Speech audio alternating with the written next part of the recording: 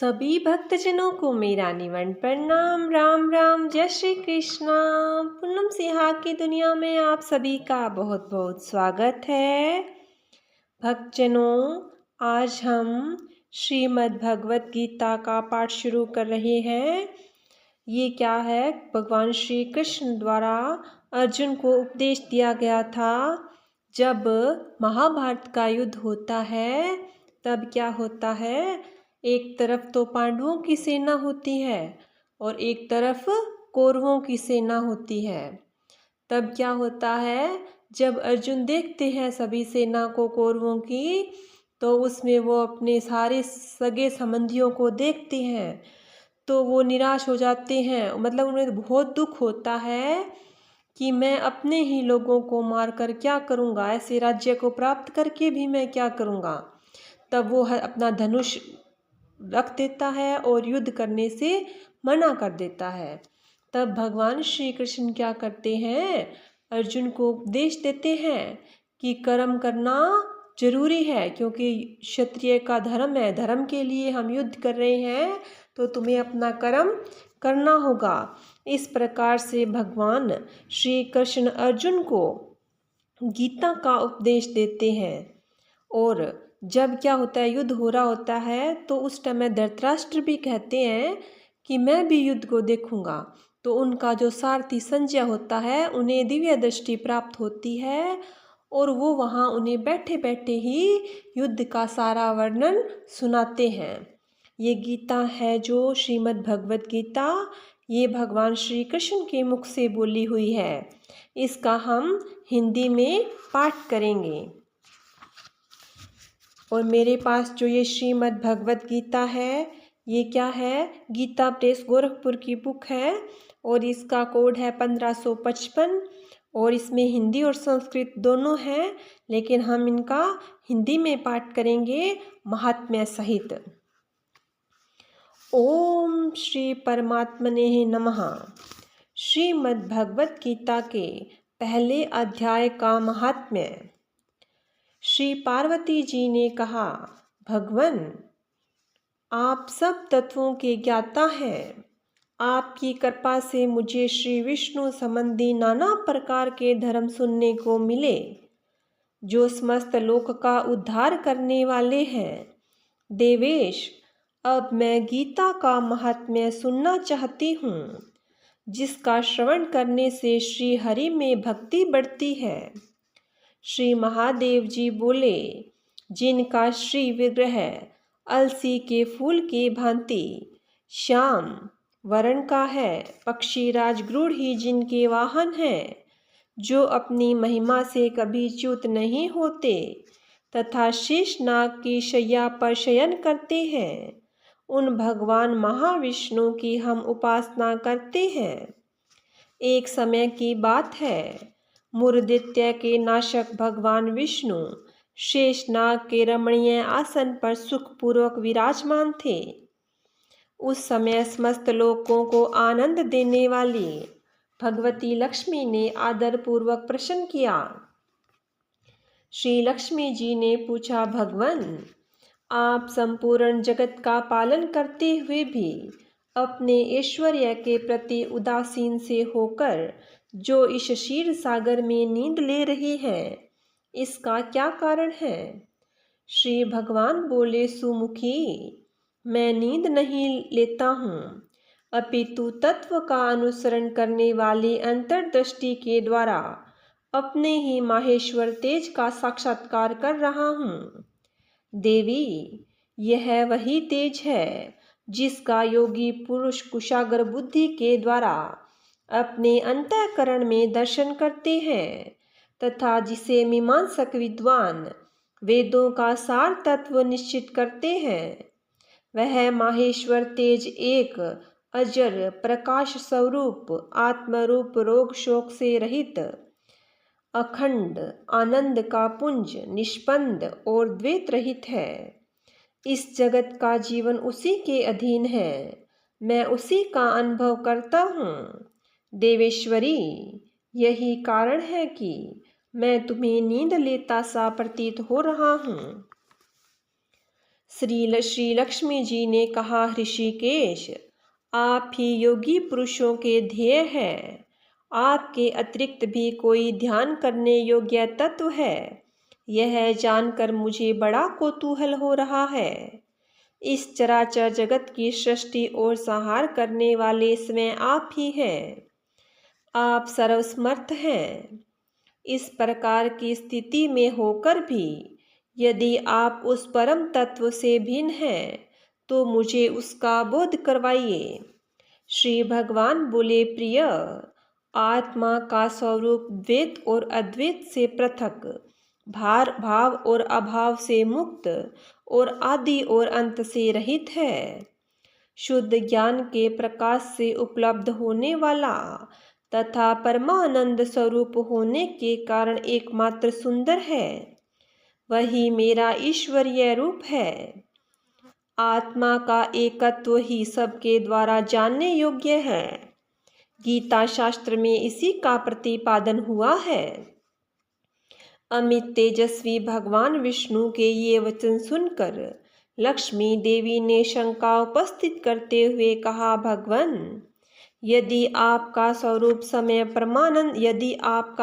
समय परमानंद में और मन वाणी की पहुंच से बाहर है तो गीता कैसे उसका बोध कराती है? मेरे इस संदेह का आप निवारण कीजिए। श्री भगवान बोले, सुंदरी, सुनो, मैं गीता में अपनी स्थिति का वर्णन करता हूँ। कर्मशः 5 अध्यायों को तुम 5 मुख जानो, 10 अध्यायों को 10 भुजाएं समझो तथा 1 अध्याय को उदर और 2 अध्यायों को मेरे 2 चरण जानो। इस प्रकार यह 18 अध्यायों की वांग्मयी ईश्वरीय मूर्ति ही समझनी चाहिए। यह ज्ञान मात्र से ही महान पातकों का नाश करने वाली है। जो उत्तम बुद्धि वाला पुरुष गीता के 1 या आधे अध्याय अथवा 1 आधे या चौथाई श्लोक का भी प्रतिदिन अभ्यास करता है, वह सुशर्मा के समान मुक्त हो जाता है। श्री लक्ष्मी जी ने पूछा, देव, सुशर्मा कौन था, किस जाति का था और किस कारण से उसकी मुक्ति हुई? श्री भगवान बोले, प्रिय, सुशर्मा बड़ी खोटी बुद्धि का मनुष्य था। पापियों का तो वह शिरोमणि ही था। उसका जन्म वैदिक ज्ञान से शून्य एवं क्रूरतापूर्ण कर्म करने वाले ब्राह्मणों के कुल में हुआ था। वह न ध्यान करता था, न जप, न होम करता था, न अतिथियों का सत्कार। वह लंपट होने के कारण सदा विषयों के सेवन में ही आसक्त रहता था। हल जोतता और पत्ते बेचकर जीविका चलाता था। उसे मदिरा पीने का व्यसन था तथा वह मांस भी खाया करता था। इस प्रकार उसने अपने जीवन का दीर्घकाल व्यतीत कर दिया। एक दिन मूढ़ बुद्धि सुशर्मा पत्ते लाने के लिए किसी ऋषि की वाटिका में घूम रहा था। इसी बीच में काल रूपधारी काले सांप ने उसे डस लिया। सुशर्मा की मृत्यु हो गई। तदंतर वह अनेक नरकों में जा वहां की यातनाएं भोगकर मृत्युलोक में लौट आया और वहां बोझ ढोने वाला बैल हुआ। उस समय किसी पंगु ने अपने जीवन को आराम से व्यतीत करने के लिए उसे खरीद लिया। बैल ने अपनी पीठ पर पंगु का भार ढोते हुए बड़े कष्ट से 7-8 वर्ष बिताए। एक दिन पंगु ने किसी ऊंचे स्थान पर बहुत देर तक बड़ी तेजी के साथ उस बैल को घुमाया। इससे वह थक कर बड़े वेग से पृथ्वी पर गिरा और मूर्छित हो गया।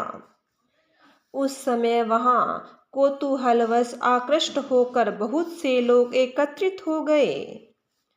उस जन समुदाय में से किसी पुण्यात्मा व्यक्ति ने उस बैल का कल्याण करने के लिए उसे अपना पुण्य दान किया। तत्पश्चात कुछ दूसरे लोगों ने भी अपने अपने पुण्यों को याद करके उन्हें उसके लिए दान किया। उस भीड़ में एक वेश्या भी खड़ी थी। उसे अपने पुण्य का पता नहीं था, तो भी उसने लोगों की देखा देखी उस बेल के लिए कुछ त्याग किया। तदंतर यमराज के दूत उस मरे हुए प्राणी को पहले यमपुरी में ले गए। वहां यह विचार कर कि यह वेश्या के दिए हुए पुण्य से पुण्यवान हो गया है, उसे छोड़ दिया गया। फिर वह भूलोक में आकर उत्तम कुल और शील वाले ब्राह्मणों के घर में उत्पन्न हुआ। उस समय भी उसे अपने पूर्व जन्म की बातों का स्मरण बना रहा। बहुत दिनों के बाद अपने अज्ञान को दूर करने वाले कल्याण तत्व का जिज्ञासु होकर वह उस वेश्या के पास गया और उसके दान की बात बतलाते हुए उसने पूछा, तुमने कौन सा पुण्य दान किया था? वेश्या ने उत्तर दिया, वह पिंजरे में बैठा हुआ तोता प्रतिदिन कुछ पढ़ता है, उससे मेरा अंतःकरण पवित्र हो गया है। उसी का पुण्य मैंने तुम्हारे लिए दान किया था। इसके बाद उन दोनों ने तोते से पूछा। तब उस तोते ने अपने पूर्व जन्म का स्मरण करके प्राचीन इतिहास कहना आरंभ किया।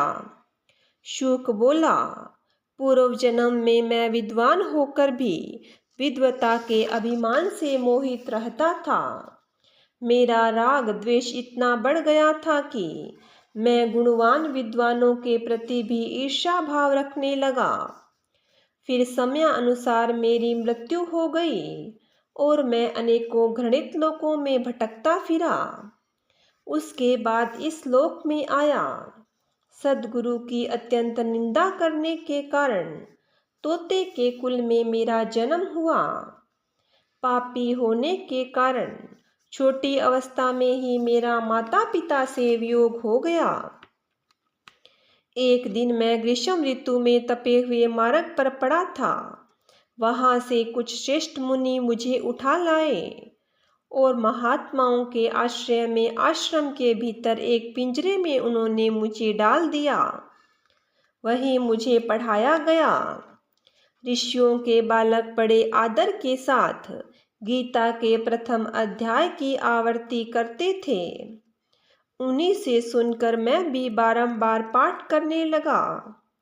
इसी बीच में एक चोरी करने वाले बहेलिये ने मुझे वहां से चुरा लिया। तत्पश्चात इस देवी ने मुझे खरीद लिया। यही मेरा वृतांत है, जिसे मैंने आप लोगों को बता दिया। पूर्व काल में मैंने इस प्रथम अध्याय का अभ्यास किया था, जिससे मैंने अपने पाप को दूर किया है। फिर उसी से इस वेश्या का भी अंतःकरण शुद्ध हुआ है और उसी के पुण्य से ये द्विज श्रेष्ठ सुशर्मा भी पाप मुक्त हुए हैं।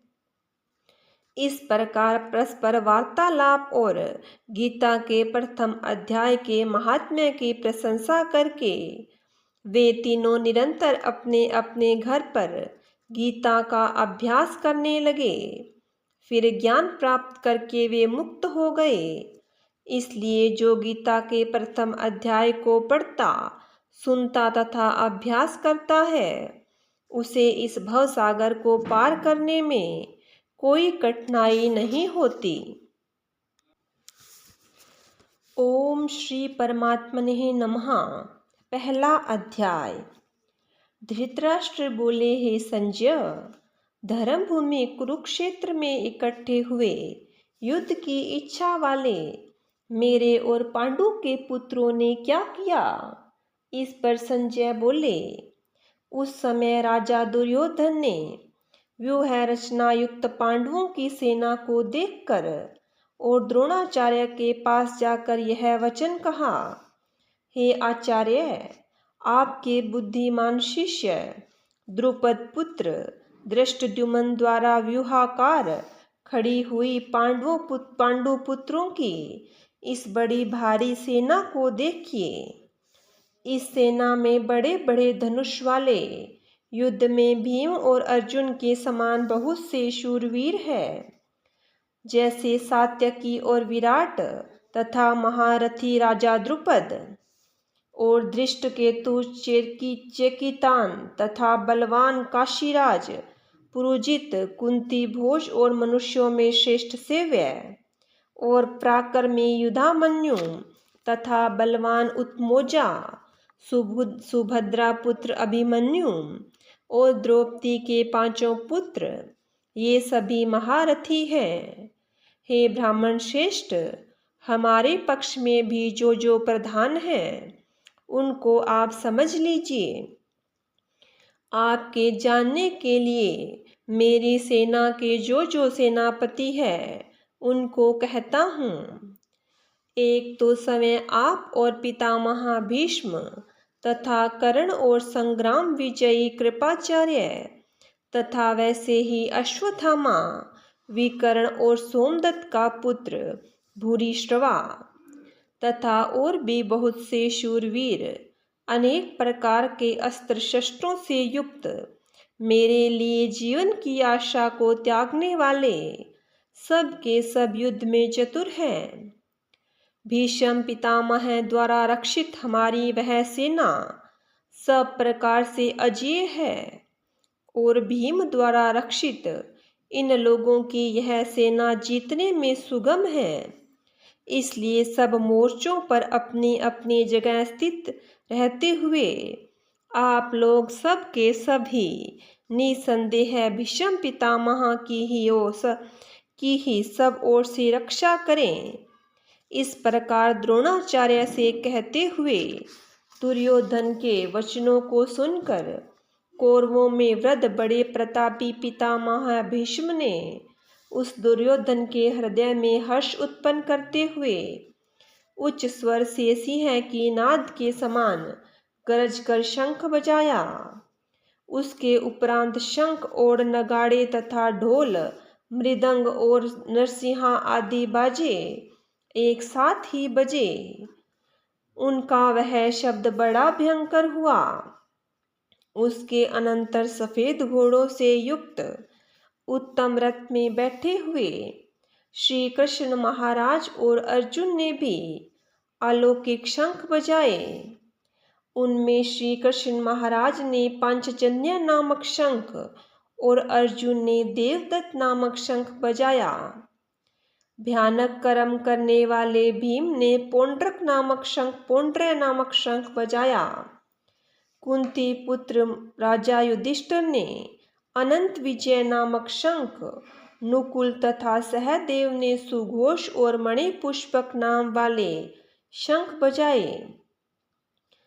श्रेष्ठ धनुष वाले काशीराज और महारथी शिखंडी और धृष्टद्युम्न तथा राजा विराट और अजेय सातकी तथा राजा द्रुपद और द्रौपदी के 5 पुत्र और बड़ी भुजा वाले सुभद्रा पुत्र अभिमन्यु, इन सब ने हे राजन अलग अलग शंख बजाए और उस भयानक शब्द ने आकाश और पृथ्वी को भी शब्दायमान करते हुए धृतराष्ट्र पुत्रों के हृदय विदीर्ण कर दिए।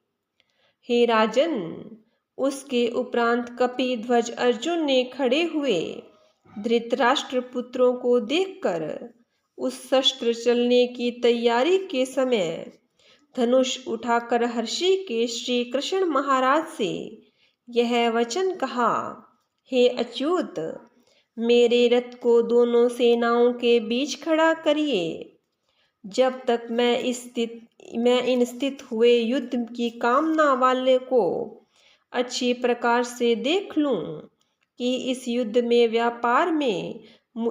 रूप व्यापार में मुझे किन किन के साथ युद्ध करना योग्य है। दुर्बुद्धि दुर्योधन का युद्ध में कल्याण चाहने वाले जो ये राजा लोग इस सेना में आए हैं, उन युद्ध करने वालों को मैं देखूंगा। संजय बोले, हे धृतराष्ट्र, अर्जुन द्वारा इस प्रकार कहे हुए महाराज श्री कृष्णचंद्र ने दोनों सेनाओं के बीच में भीष्म और द्रोणाचार्य के सामने और संपूर्ण राजाओं के सामने उत्तम रथ को खड़ा करके ऐसे कहा कि हे पार्थ, इन इकट्ठे हुए कौरवों को देख। उसके उपरांत प्रथापुत्र अर्जुन ने उन दोनों ही सेनाओं में स्थित हुए पिता के भाइयों को, पितामह को, आचार्यों को, मामों को, भाइयों को, पुत्रों को, पौत्रों को तथा मित्रों को, ससुरों को और सुहृदों को भी देखा। इस प्रकार उन खड़े हुए संपूर्ण बंधुओं को देखकर वे अत्यंत करुणा से युक्त हुए। कुंती पुत्र अर्जुन शोक करते हुए यह बोले, हे कृष्ण, इस युद्ध की इच्छा वाले खड़े हुए सब जन समुदाय को देखकर मेरे अंग शिथिल हुए जाते हैं और मुख भी सूखा जाता है और मेरे शरीर में कंप तथा रोमांच होता है तथा हाथ से गांडीव धनुष गिरता है और त्वचा भी बहुत जलती है तथा मेरा मन भ्रमित सा हो रहा है। इसलिए मैं खड़ा रहने में भी असमर्थ इसलिए मैं खड़ा रहने में भी समर्थ नहीं हूँ।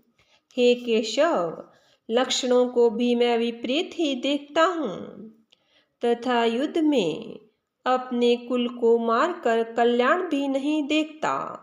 हे कृष्ण, मैं विजय नहीं चाहता और राज्य तथा सुखों को भी नहीं चाहता। हे गोविंद, हमें राज्य से क्या प्रयोजन है तथा भोगों से और जीवन से भी क्या प्रयोजन है, क्योंकि हमें जिनके लिए राज्य, भोग और सुख आदि इच्छित होती है, सुख आदि की इच्छा है, वे ही यह सब धन और जीवन की आशा को त्याग कर युद्ध में खड़े हैं, जो कि गुरुजन, ताऊ, चाचा, लड़के और वैसे ही दादा, मामा, ससुर, पोते, साले तथा और भी संबंधी लोग हैं। इसलिए हे मधुसूदन, मुझे मारने पर भी तथा 3 लोकों का राज्य करने पर भी मैं इन सब को मारना नहीं चाहता। फिर पृथ्वी के राज्य के लिए तो कहना ही क्या है। हे जनार्दन, धृतराष्ट्र के पुत्रों को मारकर भी हमें क्या प्रसन्नता होगी। इन आतताइयों को मारकर तो हमें पाप ही लगेगा। इसलिए हे माधव, अपने बांधव धृतराष्ट्र के पुत्रों को मारने के लिए हम योग्य नहीं हैं, क्योंकि अपने कुटुंब को मारकर हम कैसे सुखी होंगे। यद्यपि लोभ से भ्रष्टचित्त हुए ये लोग कुल के नाशकृत दोष को और मित्रों के साथ विरोध करने में पाप को नहीं देखते हैं, परंतु हे जनार्दन, कुल के नाश करने से होते हुए दोष को जानने वाले हम लोगों को इस पाप से हटने के लिए क्यों नहीं विचार करना चाहिए। क्योंकि कुल के नाश होने से सनातन कुल धर्म नष्ट हो जाते हैं। धर्म के नाश होने से संपूर्ण कुल को पाप भी बहुत दबा लेता है तथा हे कृष्ण, पाप के अधिक बढ़ जाने से कुल की स्त्रियां दूषित हो जाती है और हे वार्ष्णेय, स्त्रियों के दूषित होने पर वर्ण संकर संतान उत्पन्न होती है और वह वर्ण संकर कुल घातियों को और कुल को नरक में ले जाने के लिए ही होती है। लोप हुई पिंड और जल की क्रिया करने वाले इनके पितर लोग भी गिर जाते हैं और इन वर्ण संकर कारक दोषों से कुल घातियों के सनातन कुल धर्म और जाति धर्म नष्ट हो जाते हैं तथा हे जनार्दन, नष्ट हुए कुल धर्म वाले मनुष्यों का अनंत काल तक नरक में वास होता है। ऐसा हमने सुना है। अहो, शोक है कि हम लोग बुद्धिमान होकर भी महान पाप करने को तैयार हुए हैं, जो कि राज्य और सुख के लोभ से अपने कुल को मारने के लिए उद्धत हुए हैं। यदि मुझ शस्त्र रहित न सामना करने वाले को शस्त्रधारी धृतराष्ट्र के पुत्र रण में मारे, तो वह मारना भी मेरे लिए अति कल्याणकारक होगा। संजय बोले। रणभूमि में शोक से उद्विग्न मन वाले अर्जुन ने इस प्रकार कहकर बाण सहित धनुष को त्याग कर रथ के पिछले भाग में अर्जुन बैठ गए। इति श्रीमद्भगवत गीता रूपी उपनिषद एवं ब्रह्म विद्या तथा योग शास्त्र विषयक श्री कृष्ण और अर्जुन के संवाद में अर्जुन विषाद योग नामक पहला अध्याय। बोलिए विष्णु भगवान की जय हो। बोलिए श्री कृष्ण चंद्र भगवान की जय हो।